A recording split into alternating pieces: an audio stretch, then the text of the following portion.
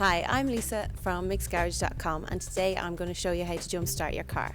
Before you get started, it's best to check your car user manual for specific recommendations for jumpstarting your particular make or model. So you're going to need a set of jump leads. It pays to have a good set that you can keep in your boot, and you can pick up a good set for about 20 quid. Before you jumpstart your car, you're going to need to check your battery and have a look to see if there's any leaks, any cracks or any damage that's actually done to your battery.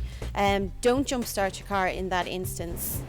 So this is our dead car and this is our donor car. It's important to get them parked beside each other, but make sure they're not touching and ensure that ignition is off in both cars. So depending on your car make and model, there might be color identifiers to indicate whether it's the positive or negative terminal of the battery.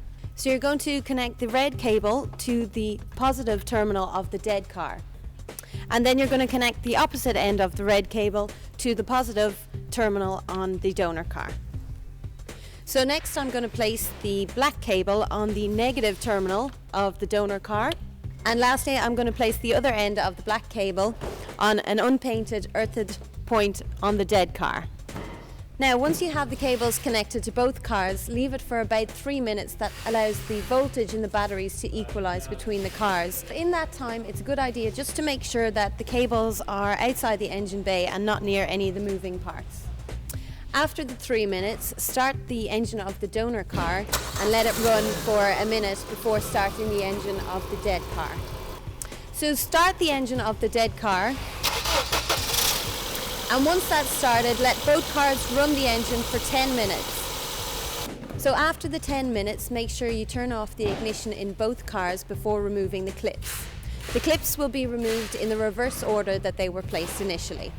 So firstly, remove the black cable from the earth point on the dead car. Next, we're going to remove the other end of the black cable from the donor car. So third, I'm going to remove the red cable from the donor car. And finally, I'm going to remove the red cable from the dead car.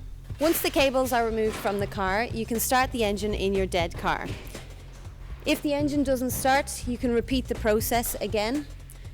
And if it still doesn't work after repeating the process, there might be a more serious issue with your car. So once you have the engine running, it's a good idea to run the car for about 20 to 30 minutes to recharge the battery. So we have some safety tips when you're jump starting your car. You never want to short circuit the battery, so make sure that there is nothing that bridges the terminals of the battery itself. So just be careful that you're not wearing any jewellery or watches. You want to make sure that you're not having any loose hanging clothes that might get caught in the engine.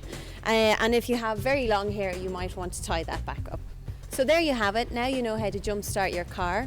For more tips, tricks and how-to videos, you can check out our YouTube channel or visit us on MicksGarage.com. Thanks.